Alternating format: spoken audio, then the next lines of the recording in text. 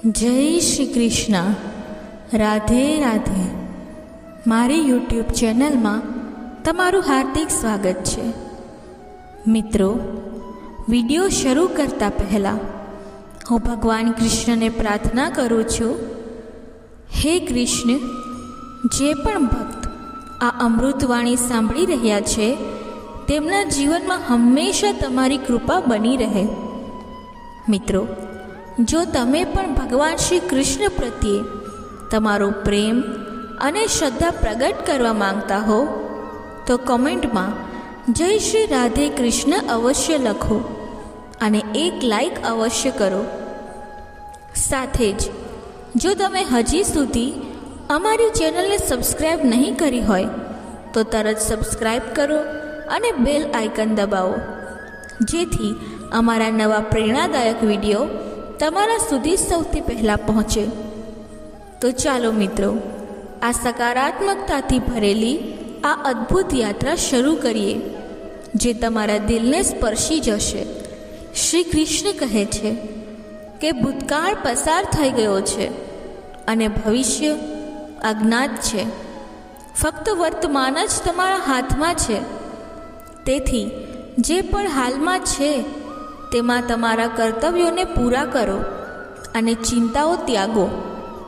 આ વાત આપણને ગીતાના અદ્ભુત ઉપદેશોમાંથી એકમાં જોવા મળે છે, જ્યાં શ્રી કૃષ્ણ અર્જુનને સમજાવે છે કે જીવનનો સાર વર્તમાનમાં જીવવું છે.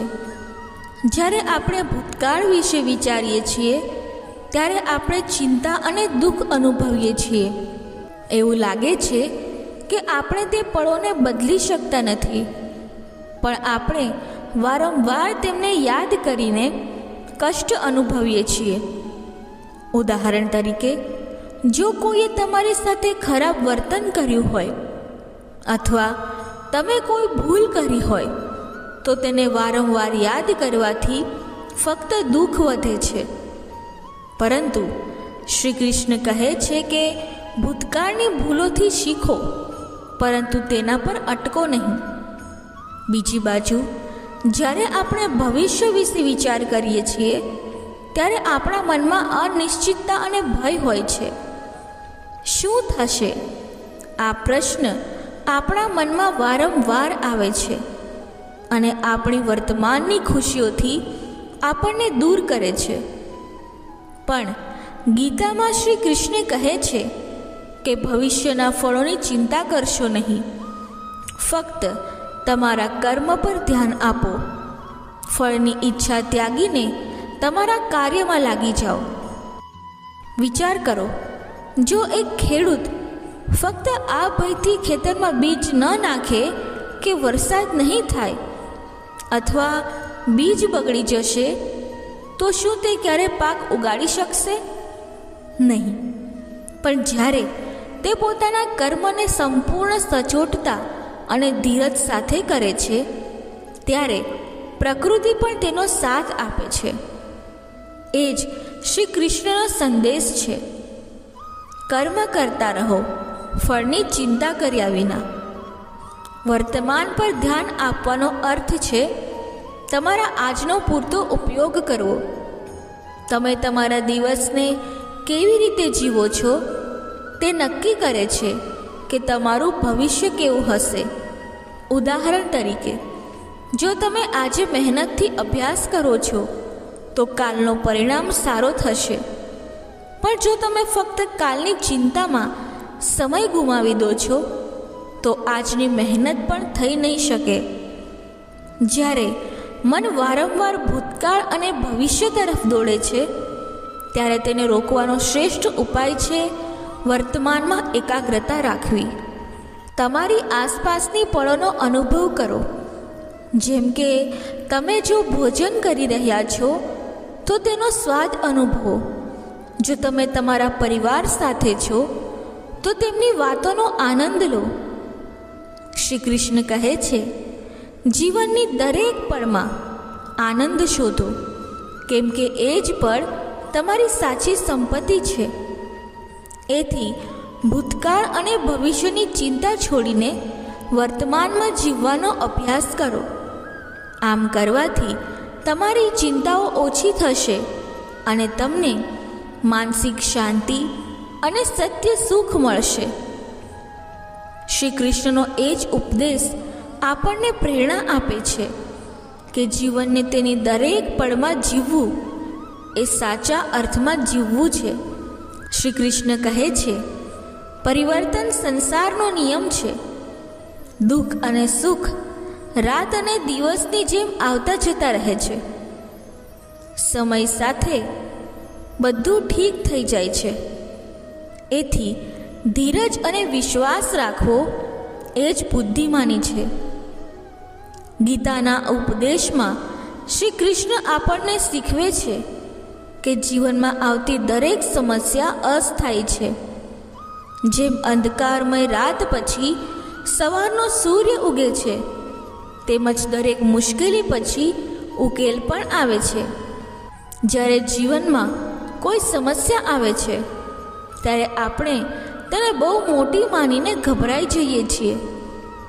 એવું લાગે છે કે આ સમસ્યા ક્યારેય ખતમ નહીં થાય. પણ જો આપણે પાછળ વળીને આપણા જીવનને જોઈએ તો આપણે જાણશું કે આપણે પહેલાં પણ ઘણી મુશ્કેલીઓનો સામનો કર્યો છે અને સમય સાથે તેમનો ઉકેલ પણ આવી ગયો છે. શ્રી કૃષ્ણ આપણને યાદ અપાવે છે કે ચિંતા કરવાના બદલે આપણે ધીરજ અને વિશ્વાસ સાથે સમસ્યાનો સામનો કરવો જોઈએ.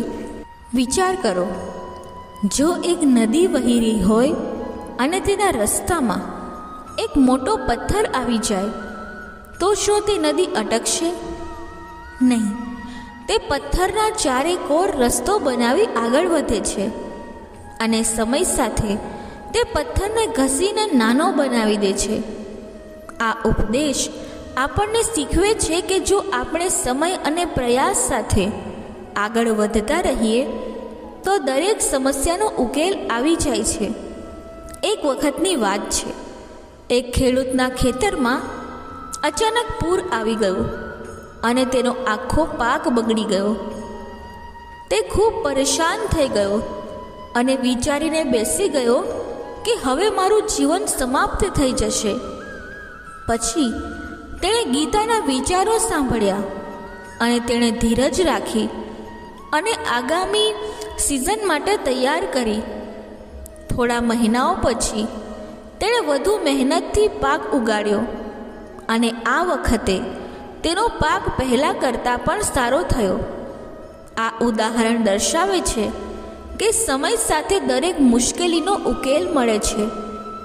શ્રી કૃષ્ણ ગીતામાં કહે છે કે ધીરજ અને તપથી મોટો કોઈ મિત્ર નથી. સમય દરેક ઘાવને ભરે છે અને દરેક સમસ્યાનો ઉકેલ આપે છે. જ્યારે અર્જુન યુદ્ધ માટે તૈયાર નહોતો અને પોતાના કર્તવ્યને લઈને ભ્રમિત હતો ત્યારે શ્રી કૃષ્ણએ તેને સમજાવ્યું કે આ સમય પણ પસાર થઈ જશે, પરંતુ તમારું કર્તવ્ય ક્યારેય સમાપ્ત થતું નથી. આપણે ઘણીવાર સમસ્યાઓનો ઉકેલ સમય પહેલાં શોધવા માંગીએ છીએ, પરંતુ આ શક્ય નથી.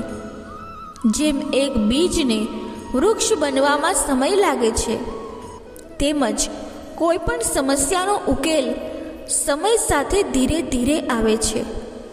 જો આપણે તે પ્રક્રિયાને સમજી અને દરરોજ આપણા તરફથી યોગ્ય પગલાં ઉઠાવીએ તો સમય પોતે જ આપણા માટે રસ્તો બનાવી દે છે. એ માટે દરેક સમસ્યાના સમયે ધીરજ, વિશ્વાસ અને સકારાત્મકતા રાખવી જોઈએ. શ્રી કૃષ્ણનો આ ઉપદેશ આપણને શીખવે છે કે સમય સૌથી મોટો ઉપચાર છે.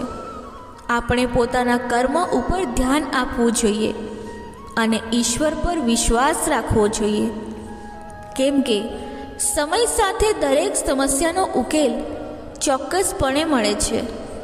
શ્રી કૃષ્ણ કહે છે, જેમ તમારા વિચાર હોય છે તેમ તમારું જીવન બને છે. ગીતામાં આ ઉપદેશ આપણને શીખવે છે કે સકારાત્મક વિચારો જ જીવનની સૌથી મોટી શક્તિ છે. જીવનમાં પરિસ્થિતિઓ કોઈ પણ હોય, જો આપણે તેમાં કંઈક સારું જોવા પ્રયત્ન કરીએ તો આપણો દૃષ્ટિકોણ બદલાઈ જાય છે અને કઠિન સમય પણ આપણને પ્રેરિત કરવાનું શરૂ કરે છે. કલ્પના કરો, એક અંધકારમય રાત્રિમાં એક દીપક પ્રગટાવો તો તે ચારે બાજુ અંધકારમાં પોતાના પ્રકાશથી રસ્તો બનાવે છે. સકારાત્મક વિચારો પણ એ જ રીતે છે. તે આપણને અંધકારમાં પણ પ્રકાશ બતાવે છે અને આપણને જીવનના સંઘર્ષોથી લડવાની હિંમત આપે છે. જીવનમાં સમસ્યાઓ આવવી સ્વાભાવિક છે, પણ દરેક સમસ્યામાં કંઈક સારું પણ છુપાયેલું હોય છે. ઉદાહરણ તરીકે, જો કોઈ પરીક્ષામાં નિષ્ફળ થાય છે તો તે તેના કમજોરીઓને ઓળખી અને આગળના પ્રયત્નમાં સારું કરવાનો મોકો આપે છે. પરંતુ જો તે ફક્ત પોતાની નિષ્ફળતા પર ધ્યાન આપશે તો તે પોતાની ક્ષમતાને ઓળખી નહીં શકશે. સકારાત્મક વિચારો આપણને શીખવે છે કે દરેક કઠિનાઈ નવો પાઠ આપે છે, જે આપણને વધુ મજબૂત બનાવે છે. શ્રી કૃષ્ણ કહે છે, કઠિનાઈઓ તમારી આત્મશક્તિની પરીક્ષા છે.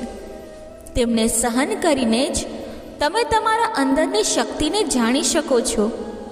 આ ઉપદેશ આપણને બતાવે છે કે જીવનની દરેક પરિસ્થિતિમાં કંઈક સારું છુપાયેલું છે, જે આપણે શોધવાની જરૂર છે.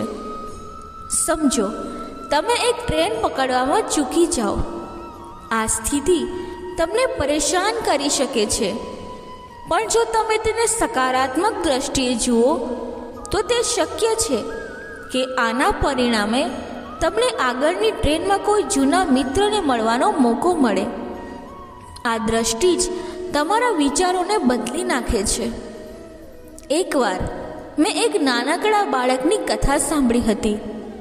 તે બાળક ખેતરોમાં પથ્થરો સાથે ઠોકર ખાઈને પડી ગયો અને ખૂબ પરેશાન થયો, પરંતુ તેણે ધ્યાન આપ્યું કે તે જ પથ્થરો સાથે તે એક નાની દીવાલ બનાવી શકે છે.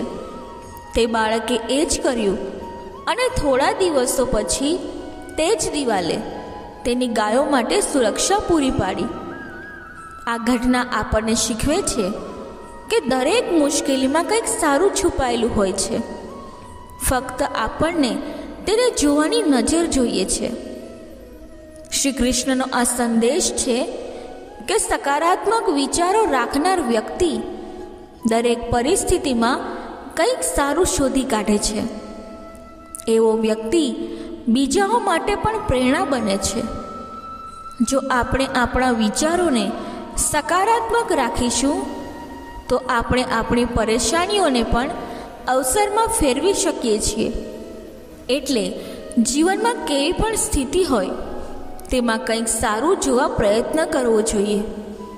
આ તમને ફક્ત માનસિક શાંતિ નહીં, પણ તમારી ઊર્જા અને આત્મવિશ્વાસને પણ વધારશે. એ જ શ્રી કૃષ્ણના અમૂલ્ય ઉપદેશ છે, જે જીવનને સુંદર અને સાર્થક બનાવે છે. શ્રી કૃષ્ણ કહે છે કે દરેક વ્યક્તિનું જીવન, તેનો કર્મ અને તેનો માર્ગ અલગ છે. તમારા જીવનનું મૂલ્યાંકન બીજાની સફળતા સાથે કરવાની કોશિશ ન કરો, કેમ કે દરેક આત્માની યાત્રા અનન્ય હોય છે. આ શિખામણ આપણને જીવનમાં સંતોષ અને સાચા આનંદનું મહત્ત્વ સમજાવે છે. તમે પોતે જ કલ્પના કરો, એક બગીચામાં અલગ અલગ ફૂલો ખીલી રહ્યા છે. ગુલાબ પોતાની સુગંધ અને સુંદરતા માટે પ્રસિદ્ધ છે, જ્યારે સૂરજમુખી પોતાની ઊંચાઈ અને ઉજ્જવળ પીળા રંગ માટે. શું ગુલાબ ક્યારે સૂરજમુખીને કહે છે કે તમે મારા કરતાં સુંદર છો? અથવા સૂરજમુખી કહે છે કે હું તમારી જેમ મહેકી શકું નહીં? ના, તે પોતાની વિશેષતાઓ સાથે ખીલ્યા છે અને બગીચાની સુંદરતા વધારતા રહે છે. એ જ રીતે આપણું જીવન પણ અનન્ય છે. બીજાની સફળતા સાથે પોતાની તુલના કરવી એ ફૂલ જેવા હશે જે પોતાની સુંદરતા ઓળખવા પહેલાં જ મુરઝાઈ જાય. જ્યારે આપણે બીજાની સફળતા જોઈને પોતાને નબળા માનવા લાગીશું તો આપણે આપણી ક્ષમતા અને સફળતાઓને અવગણીએ છીએ. વિચાર કરો, જો અર્જુન એ ભીમની શક્તિ અથવા યુધિષ્ઠિરની બુદ્ધિ સાથે પોતાની તુલના કરી હોત તો તે મહાભારતનો મહાન યોદ્ધા કેવી રીતે બની શક્યો હોત? શ્રી કૃષ્ણએ અર્જુનને એ જ શીખવ્યું કે દરેક વ્યક્તિની ભૂમિકા અલગ હોય છે અને જ્યારે તમે તમારા કર્તવ્ય પર ધ્યાન કેન્દ્રિત કરો છો ત્યારે જ તમે સાચી સફળતા પ્રાપ્ત કરી શકો છો. દર્શક મિત્રો, કૃષ્ણવાણી બોલતી વખતે જો મારાથી કોઈ ભૂલ થઈ હોય તો હું ક્ષમા માંગુ છું અને આશા રાખું છું કે તમને આ કૃષ્ણવાણી પસંદ આવી હશે. જો આ કૃષ્ણવાણી પસંદ આવી હોય તો વિડીયોને લાઈક કરી ચેનલને સબસ્ક્રાઈબ જરૂરથી કરી લેજો અને કમેન્ટ બોક્સમાં જય શ્રી રાધે કૃષ્ણ અવશ્ય લખજો. ધન્યવાદ. જય શ્રી કૃષ્ણ.